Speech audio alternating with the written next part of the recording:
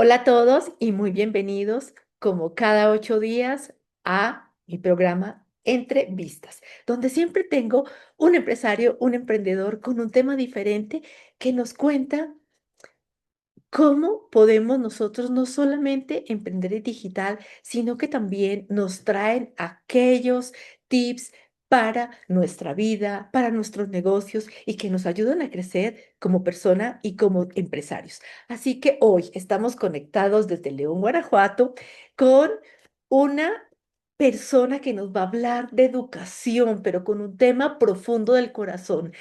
Les quiero contar, antes de decirles quién es, que es una persona dedicada a la educación, pero con sentido humano. De hecho, se le ve en su calidez y en su manera de ser. Así que a todos les quiero presentar a Edith Sotomayor. Edith Sotomayor hoy, pues fuera de traernos una charla que me encanta con ese título que me llama la atención y que cautiva, ella es consultora curricular, ella es docente independiente y fundadora de CERES, Educación Latam, que ahorita nos va a contar un poquito de todo eso. Pero si queremos ir al currículum como tal, ella es licenciada en educación y también es máster, tiene una maestría en investigación educativa. Y tiene un lema hermoso que me cautivó hoy que lo estaba leyendo, me cautivó, que es contribuir para que la educación transforme vidas, pero realmente garantice oportunidades para construir la vida que merece ser vivida. ¡Qué hermoso lema! Edith, bienvenida, ¿cómo estás? Hola Adriana, muy bien, gracias por la invitación, un gusto, gracias por esa presentación. Me da mucho gusto que ese lema haya trastocado porque justo es lo que hace que haga todo lo que hago en educación. Te agradezco mucho por la invitación nuevamente. No, Edith, es que sabes que estamos dados a que muchas veces, no solo como empresarios o la gente que tiene empresas grandes o que trabajamos para un corporativo, se va más a la operación que al sentido humano y que al tocar el corazón. Y cuando nosotros tenemos empresa, y de verdad se los digo con conocimiento de causa, cuando tenemos empresa tenemos que poner nuestro corazón y nuestro ser. Está bien que las cosas no necesariamente uno tiene que irse con el dolor y con el pesar, pero cuando uno pone el ser y pone el corazón en la mano, los colaboradores mejores llegan a nuestro lado, las cosas se hacen mejor y todo fluye. Y imagínate la educación. Así que, oye, hoy nos traes un tema que me encanta y es nutrir al ser, innovación educativa con enfoque humano. Edith, cuéntanos por qué el enfoque humano, por qué montaste este CERES que se llama CERES Educación Latam. Mira, ha sido un recorrido muy largo, no es solo un emprendimiento, no es solo un enfoque educativo, es un camino vital, es como todo lo que he vivido desde niña cuando era estudiante, todo lo que no me gustaba, todo lo que sufrí como estudiante, y ahí es algo como muy curioso que justo he pensado estos días. Eh, no lo sufrí por el hecho de no poder hacer a lo mejor lo que me dejaban en la escuela. Al contrario, para mí era muy fácil en ese sentido hacer las cuestiones educativas. O sea, era como muy fácil ir a la escuela, digamos, hacer las tareas, todo lo que los maestros pedían. Pero lo que era muy difícil era conectar conmigo misma, conectar con los compañeros y con algunos maestros, porque siempre estaban como mucho en el hacer, o sea, te piden una actividad o a otra actividad, pasas de una actividad a otra y muchas veces sin quedarte con el conocimiento base de ninguna de ellas. Y la otra parte que pues, justamente porque me gustaba la escuela, porque disfrutaba ir, no nada más era como es que tengo que ir porque no, sino que a mí me gustaba. De hecho, mi mamá me cuenta que cuando yo no iba, sufría no ir porque realmente me gustaba estar ahí. Pero lo que sufría mucho era cuando los compañeros te critican por ser como eres, justo, por entregarte de esa manera, por mencionar, va a revisar la tarea, por ejemplo, algo que, porque tú te esfuerzas, por ejemplo, por hacer la tarea y dices, quieres que te la revisen. Y muchos de mis de estudiantes, muchísimos años después, me decían, maestra, es que yo hice la tarea y no me la revisaron. Entonces, esos pequeños como detalles que yo viví en la infancia, adolescencia, incluso en la vida adulta, ya con la universidad, fueron las que me llevaron a analizar qué es lo que realmente falta en la educación, aún pensando en que estamos ya en el siglo XXI, con avances tecnológicos, avances metodológicos que sí han superado mucho lo que pasaba hace a lo mejor 10, 20, 50 años atrás, pero aún tenemos muchas deficiencias en esta parte de quiénes somos en la educación y qué vamos a lograr con lo que hacemos, tanto estudiantes, docentes, directivos, todos los agentes y también padres, madres de familia, cuidadores y la sociedad en general. Y Ceres Educación justamente es como este es un camino, una propuesta, un enfoque educativo en donde no nada más pensemos en esta educación hacer por hacer nuevas metodologías. Por ejemplo, estoy un poco más enfocada a docentes, a que puedan reconocer cómo llegaron a lo que hacen en ese momento. ¿Cuál ha sido su camino? Muchos llegaron porque sí querían ser docentes, o sea, sí tenían la idea desde pequeños de serlo, y otros, como es mi caso, que no fue así. A mí me encantaba ir a la escuela, pero yo nunca quise ser docente. O sea, yo siempre dije, yo no quiero ser, por lo que también había vivido y otras cuestiones. Pero la vida, como me llevó a estudiar educación, que yo quería poner como un granito de arena en lo que pasaba en la educación, me llevó a justo a la docencia. Entonces, aprendí mucho en las primeras etapas de la docencia. Es muy difícil, es muy complicado. Todo lo que aprendes en educación, aunque yo tenía como las bases de la didáctica muy, muy, muy lejana, realmente estar en el aula es un desafío constante.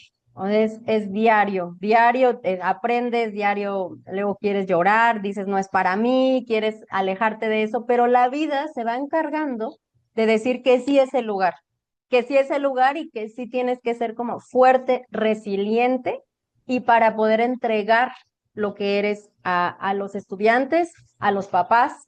Y ahí fue cuando fui armando Ceres. Ceres surgió justo en la pandemia, digamos de manera como más específica, cuando yo dejé de ser directora de una escuela secundaria en la Ciudad de México, cuando dije no más porque no estaba dando lo que quería dar, que era la parte realmente humana, educativa, de acompañar a los estudiantes que en ese momento estaban bajo mi cargo, digámoslo así, y que yo tenía que aportar. No podía porque las cuestiones administrativas eran mucho más, me ocupaban todo mi tiempo, el 90% de mi tiempo y el 10% era el mínimo que yo podía hacer algo diferente en el aula cuando yo me tocaba estar con ellos, cubría algún profesor o alguna propuesta que yo quería hacer. Era muy difícil. Y no estaba acompañada de la que era mi jefa, de la maestra que era la que, digamos, estaba a cargo del colegio, no me acompañaba y muchas veces tampoco los maestros. Entonces, como son maestros que trabajan por hora, en una escuela, cuando es privada, por lo general trabajan en otras escuelas, entonces van corriendo de una clase a otra, entonces no puedes hacer mucho y la verdad me cansé.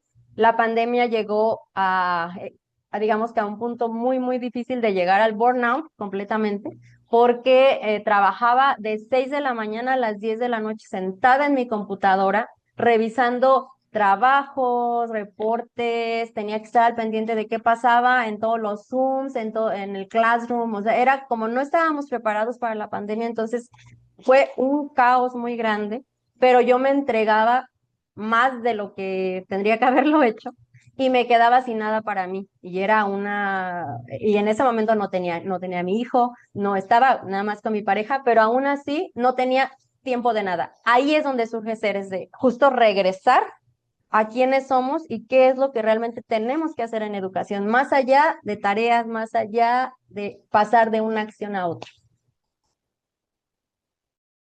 Qué pesado. Y fíjate cómo en la vida esas pequeñas pruebas que pueden ser para unas personas estresantes nos llevan a pensar en otra dimensión y a ser creativos.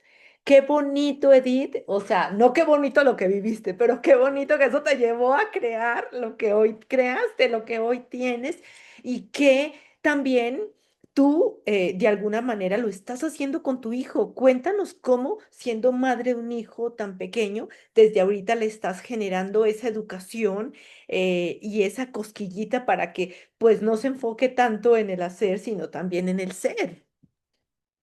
Sí, fíjate que es algo que fue muy curioso porque justamente te cuento que fue en la pandemia que yo dejé de ser directora, empecé a ir de casa en casa con los estudiantes. O sea, volví como a la escuela, pero hace muchos años que eso pues ya no se hace. Pero yo iba de casa en casa porque justo como estábamos en pandemia, era mucho más sencillo que yo me moviera porque ellos estaban en su espacio. Entonces utilizábamos como todas las medidas, el cubrebocas, lejanos y todo.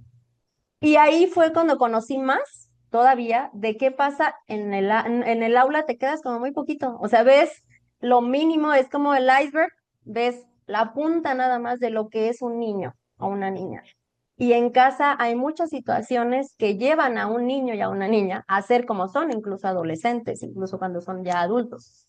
Entonces ahí conocí todo el contexto y justo cuando ya regresaron al aula, que yo seguí con mi proyecto, pero ya en un local específico, en un establecimiento, ya me llevaban a los niños. Y justo cuando yo empecé ahí, quedé embarazada. Entonces, la vida pues da muchas vueltas, tú piensas como que vas por un camino y te lleva por otro, y tuve que dejarlo ya cuando tenía como un mes antes de que mi hijo naciera. Justo cuando yo ya supe que estaba embarazada, empecé a meterme aún más en la educación, porque ya no nada más pensaba en los otros niños, sino en mi propio hijo. Y recuerdo que una amiga me dijo, Edith, es que todo lo que hiciste antes de ser mamá fue una preparación para lo que vas a entregarle a tu hijo y a la educación después de ser mamá. Y justo como lo dices, es complicado, muy complicado. Yo dejé nada más de dar clases como 4 meses, que fue como un mes antes de que naciera mi hijo y 3 meses de que nació. Una mamá me escribió y me dijo, maestra, ¿está dando clases? Y le dije, pues solo en línea, porque pues tengo a mi hijo, ya moverme como antes no era fácil. Y le dije, si usted no tiene problema, que yo esté en mi casa con mi hijo y le reiteré que era mi prioridad, o sea, el hijo era mi prioridad. Y me dijo, no, no hay ningún problema. Entonces con esa niña seguí trabajando hasta la fecha y así continué con mi hijo en brazos y yo dando las clases y fue ahí donde pude como reconstruir también esta parte del ser y siempre poner a mi hijo, priorizarlo. A él le ha ayudado mucho esto de yo tener las clases en línea, de ver lo que él siempre, cuando yo estoy con alguien, por ejemplo, en una clase o en una charla como más informal, siempre saluda y cómo se presenta y solo tiene 3 años, pero tiene una capacidad muy, muy grande de su aprendizaje que ha tenido conmigo aquí cercano. He tratado de justo como tú lo dices, de esta parte del ser, transmitírselo, acompañarlo. Yo, como le digo a mi mamá, yo no voy a ser su mamá, su maestra, soy solo su mamá. Yo voy a dejar como que esa línea no pase para que él tenga otras experiencias, pero sí acompañarlo desde ahora para que pueda vivir. Por ejemplo, algo específico que hago con él es que yo nunca lo forzo a lo que no quiere hacer. Si no quiere, por ejemplo, colorear, que no le gustaba, hace unos meses le decía, vamos a colorear, no le gustaba, yo dije, está bien. Y ahora él solito agarra su libro de colorear y, y sus colores, que lo tenemos ahí en una lapicera, y viene y mamá, mira, ya lo coloreé.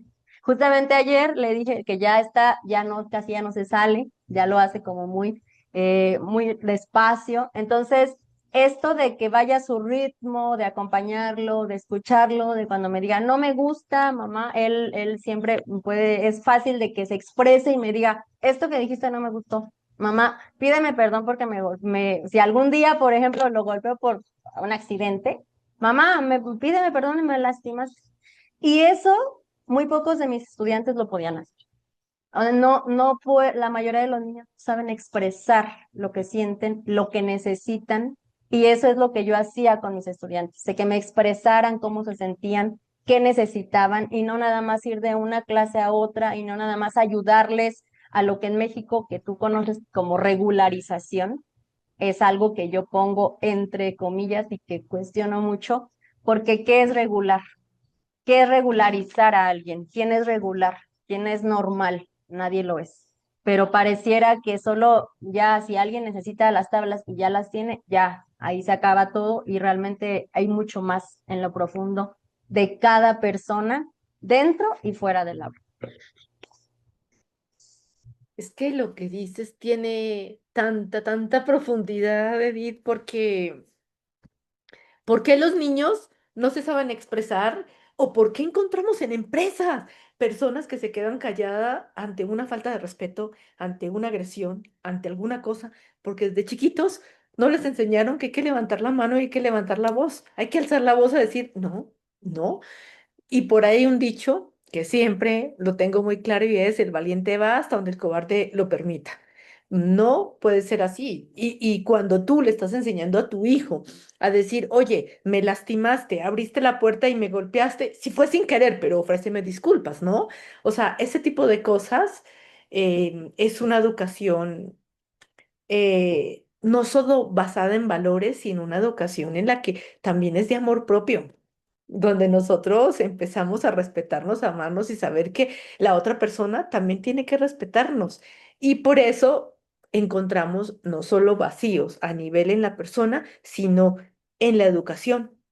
Porque cuando un niño ni siquiera sabe expresar eso, pues qué miedo le va a decir, le va a dar decirle al papá que no entiende, sino donde no puede expresar ni que le duele ni una muela, pues, por decir algo.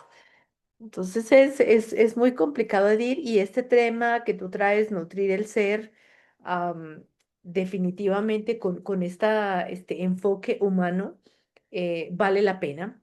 Ahora quiero que me cuentes una cosa, Edith.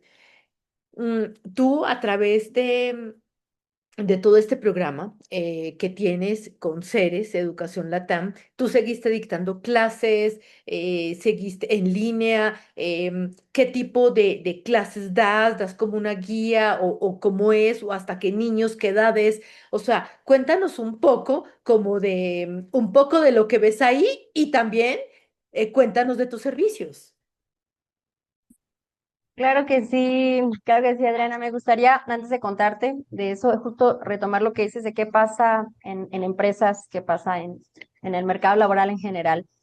Y justo con una persona hablaba de eso, de que lo que pasa a nivel industria, empresa, incluso la institución educativa como una empresa también, que en algún momento también lo es, no es nada más que el reflejo de lo que vivimos también en este proceso educativo, tanto en casa como en la escuela. Es como lo que tú vas, esas creencias limitantes, esta manera de vivirte en el mundo, de habitarlo. Yo pues, lo he visto ahora que tengo un poco como de miedo cuando mi hijo entre a la escuela, porque la verdad es el nivel de violencia es mucho más más álgido, más, no sé, como que se siente más profundo que cuando yo era niña y aún así yo lo viví de una manera muy fuerte. Entonces, justo esta crueldad que vivimos en el mundo es lo que nos lleva a muchas veces, a muchas personas a callar, a la mayoría a callar, a guardar eso que no te gusta, esos dolores, esas tristezas, esos enojos que no puedes decirle a tu jefe, a tu par, ¿sabes qué? Me lastimó esto que me dijiste porque no estuvo bien. Punto. ¿Y por qué? Porque está en juego tu trabajo, está en juego lo que te sostiene a veces en la vida, pero justo yo he caminado al revés. Yo cuando hay algo que no me gusta, que digo es que esto me lastimó, que me pasó con una jefa que tuve, justo le dije, no, eso es una falta de respeto y yo no le falto el respeto a nadie. Y yo le dije, aquí se queda con su trabajo, gracias, porque yo siempre creo que lo más importante no es el trabajo, es que tú puedas estar bien en donde estás. Y eso justo es lo que yo hago en mis clases. Cuando acompaño, ahora pues ya porque estoy con mi hijo más como trabajando más en línea y porque me mudé de ciudad, ya no acompaño a niños pequeños. Antes acompañaba a niños pequeños, empecé con niños de 2 años y medio, 4, 5 y acompañé hasta preparatoria. 10, 15, 18 años. Actualmente, justo hace unos días empecé un acompañamiento con un estudiante, por ejemplo, de ingeniería.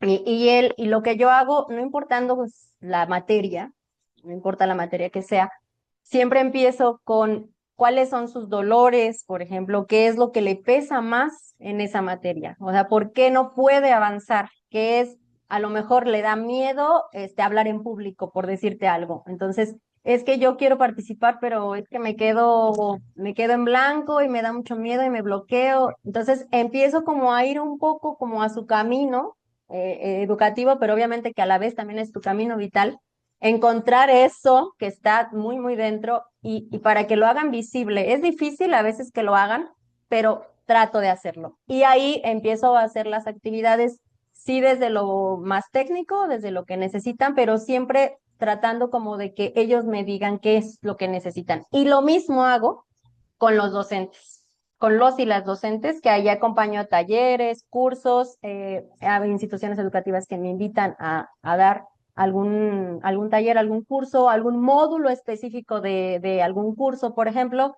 Y pues obviamente que mis temas son bienestar docente, burnout docente también he dado, y esta cuestión también de acompañamiento con sentido, y en donde no nada más importa que yo les diga, mira, tú puedes acompañar a tus estudiantes de esta manera, puedes hacer esta metodología, puedes aplicar esto, sino más bien hago que ellos reconozcan también lo que necesitan para acompañar, cómo llegaron a ser docentes, por qué se quedan o por qué no se van. Y ahí me he encontrado con mucho, me he encontrado con maestros que tienen miedo, con maestros que ya no quieren hacer lo que hacen, pero muchas veces no les queda de otra porque es lo que les da para vivir, para comer. Pero estamos ahorita a nivel, podría decir yo, mundial, pasando en una crisis de docencia, porque justamente esta violencia sistémica que hay en el mundo los ha llevado a sentir que para qué están en el aula si las y los estudiantes no quieren aprender. Esa es como una premisa que puedes leer en todos lados, en todas las redes, de que ellos no quieren aprender, entonces les causa mucha frustración. Y lo que yo leo de esto que pasa con las y los docentes es que es como quedarte en una superficie muy, que todo el mundo nada más quiere ver como esa parte, ¿no? Como de es que los y las estudiantes no quieren aprender, pero hay mucho detrás de el no querer. Hay mucho detrás de que un estudiante solo vaya a la clase para hacer las actividades que le dejen, porque muchos están obligados, muchos todo, pero no es tan fácil. O sea, hay mucho más que tenemos que ver. Entonces yo voy ahí a lo profundo, a lo que muchas veces no queremos ver, como mamás, como docentes y como personas en general. Ay, mira, Edith, es un tema duro, muy duro. Y yo creo que tú tienes que tener el corazón muy bien puesto para hacer este tipo de cosas porque yo creo que a uno se le desarma como madre, que uno se vuelve más vulnerable de pensar en el hijo, en los hijos. O sea, simplemente es muy duro ver situaciones de cada niño. Y te voy a decir, hay veces nos damos cuenta o pensamos que un hijo no es apto o mi hijo no le va bien en este colegio porque le pasó esto, pero no nos damos cuenta o no tenemos que ir lejos de hijos chiquitos. En esta empresa no le fue bien porque le pasó esto, pero va a la siguiente empresa o va al siguiente colegio y le pasa exactamente lo mismo. Y ahí es donde no nos damos cuenta que el problema no es la escuela o no es la empresa, somos nosotros o es nuestro hijo y que hay que tocar fibras profundas, a lo mejor como familia, a lo mejor, y te lo digo, uno lo vive, o sea, uno lo vive, o también incluso le puede pasar a uno, ¿por qué de esta empresa me fue así? ¿O por qué en esta me fue así? Y cuando concluyes, dices, oh, por Dios, fue lo mismo, o sea, o con las amistades, o con las amistades, acabé con esta amistad, acabé con esta otra, ¿qué pasó? Hay veces te dejas llenar de, no sé, la molestia, lo que sea que te esté rondando, pero no nos damos cuenta ni miramos en lo profundo.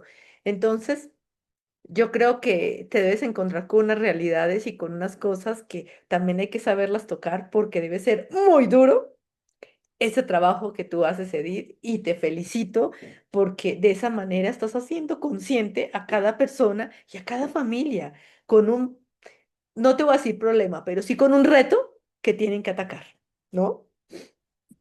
Sí, la verdad es que, mira, es duro, pero es muy sanador. Sanador para mí, sanador para ellos, porque hay un pedagogo que guía todo lo que hago, que cuando me encontré con él fue como, como él mismo lo dice, se llama Paulo Freire, pedagogo brasileño, que fue de los más importantes en el siglo XX, que justo él vivió, por ejemplo, la dictadura brasileña en carne propia porque fue encarcelado solamente por querer revolucionar la vida a través de la educación.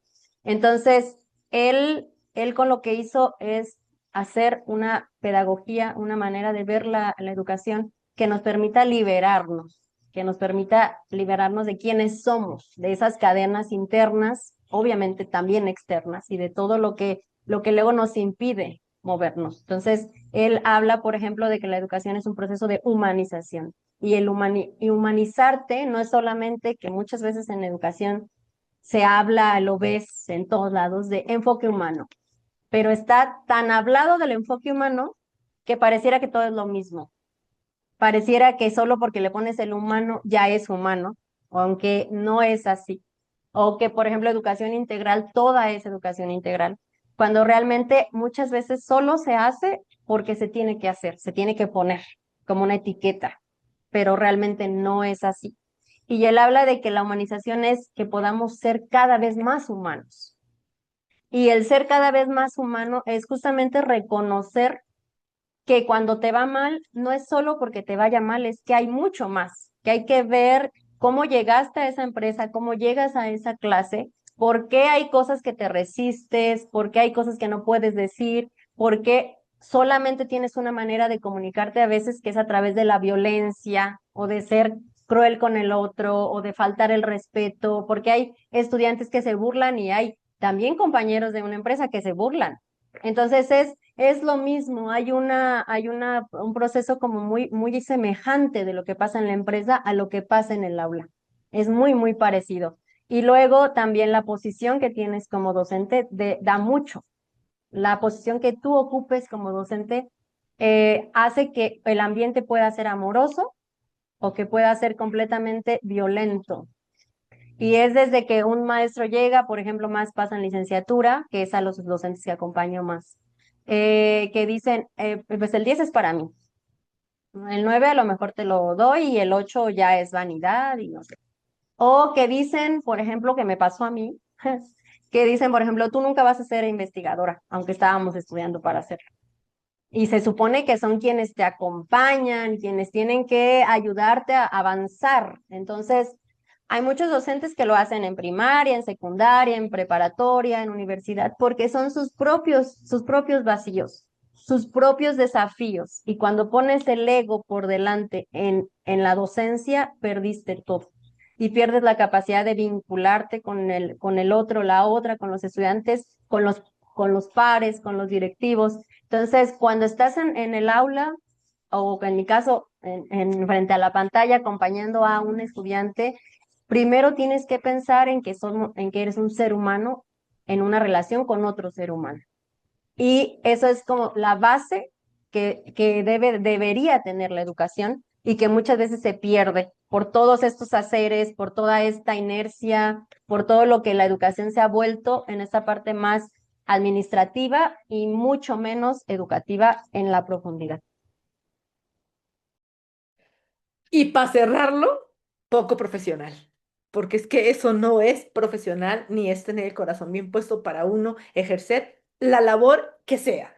Y aquí estaba viendo tu currículum y decía, esto está muy relacionado con psicología. Ustedes en todo esto, Edith, en tu estudio, tanto en la maestría como en la licenciatura en educación, o sea, tienen que ver parte de la psicología, porque es que cómo tú entiendes al ser humano, ¿no? Y cómo sabes tú cómo le llegas a enseñar a una persona, o por dónde le llegas o por dónde empiezas a sacar sus dolores.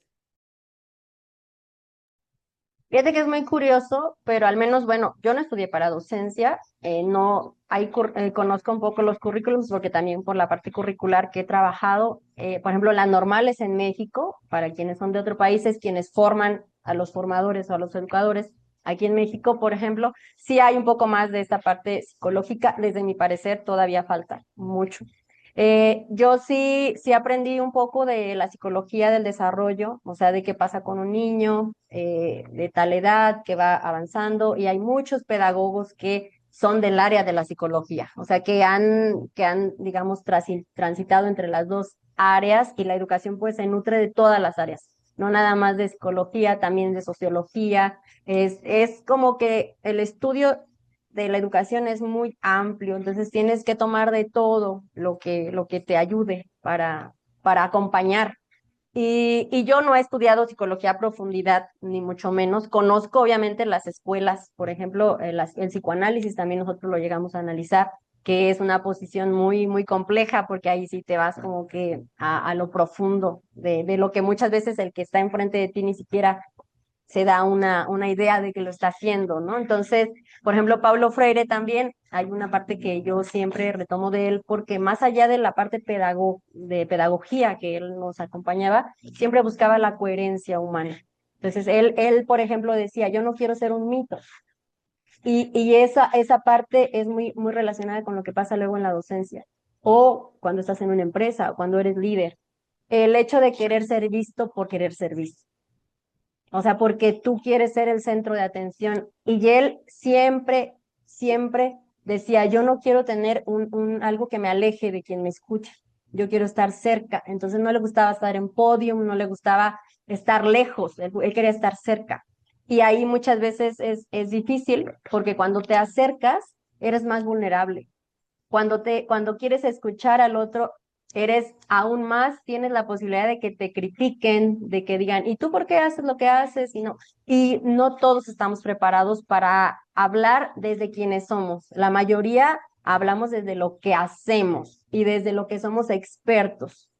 Y yo siempre trato de no decir, yo no soy experta en educación, yo habito la educación y he aprendido de la educación, pero no me puedo decir soy experta en un área, porque siempre nos falta mucho por aprender. Y cuando ya te colocas como experto, pareciera que ya no tienes posibilidad de aprender, como que todo ya lo sabes. Entonces ahí trato yo de moverme y de usar todas las disciplinas que me ayuden a nutrir el enfoque que estoy desarrollando.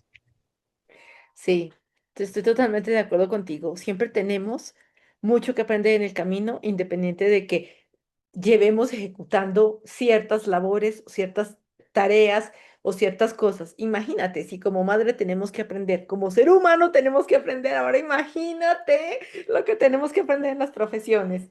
Edith, este tema me ha encantado y ahora quiero que me digas tres cositas para cerrar. La primera es, ¿qué servicios ofreces? Ya nos dijiste que en línea, entonces, ¿qué servicios ofreces? ¿En qué redes sociales te pueden encontrar? Y por último, ¿con qué frase quieres cerrar este programa? Muchas gracias, Adriana. Claro que sí. Mira, los servicios que yo ofrezco es acompañamiento a docentes que justamente estén en esta cuestión de que sientan que ya no pueden más, que ya a lo mejor quieren dejar de dar clases porque sienten que ya están rebasados con esta frustración, con el burnout, que sienten que ya no pueden más. Entonces ahí acompaño de una manera como uno a uno, muy cercano, en esta parte de muy, muy, muy personalizado, o sea, un proceso muy personalizado, y lo ajusto a los tiempos, a las necesidades, a los anhelos de cada docente.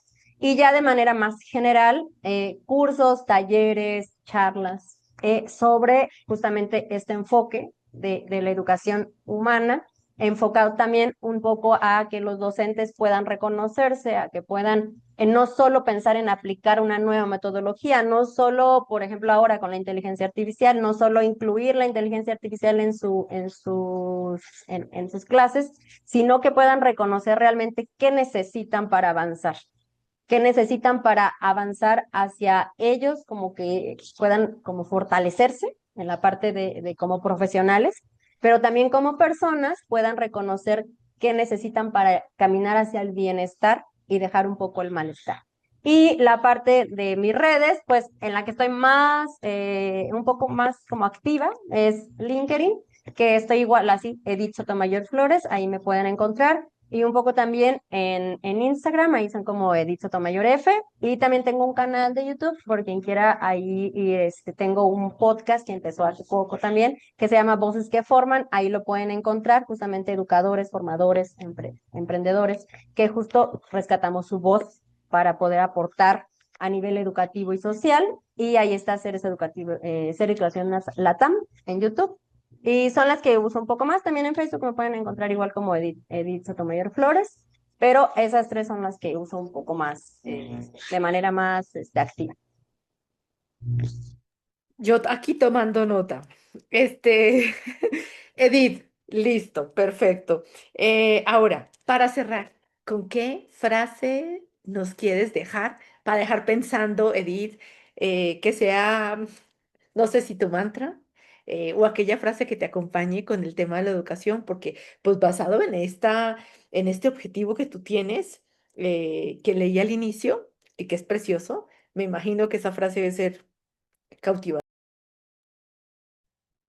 Sí, sí, sí, que yo podría decirlo que justamente el construir una vida que merezca ser vivida es, es mi mantra, es lo que me hace caminar todos los días, acompañar a quien acompaño todos los días, mi hijo en primer lugar, a mí misma, a las mujeres, por ejemplo, que también compartimos contigo la Asociación de Mujeres con Historias para Contar. Todas esas charlas y todos esos talleres, cursos, también cuando soy consultora curricular desde una parte más técnica de la educación, me, me, me lleva a esa parte de vivir esta vida que merezca ser vivida, porque si no empezamos a cambiar como seres humanos internamente, todo lo que hay a nuestro alrededor que estamos viviendo, la violencia exagerada, todo esto de caminar por caminar, de hacer por hacer, no va a cambiar. Entonces, tenemos que parar, pausar, acompañarnos en primer lugar a nosotros para reconocer quiénes somos y después poder vincularnos con los demás de una manera más humana y más amorosa. Edith, muchísimas gracias por estar aquí. Muchísimas gracias por aportar tanto valor, no solo en este programa, sino en la sociedad y a los niños, que son el futuro, imagínate. Y qué bonita labor haces. Muchas felicidades, Edith. Gracias de verdad por compartir aquí y darnos un poco de tu tiempo. A todos los que nos acompañaron hoy, muchísimas gracias y espero que disfruten este programa muchísimo. Nos vemos en 8 días con otro empresario emprendedor más.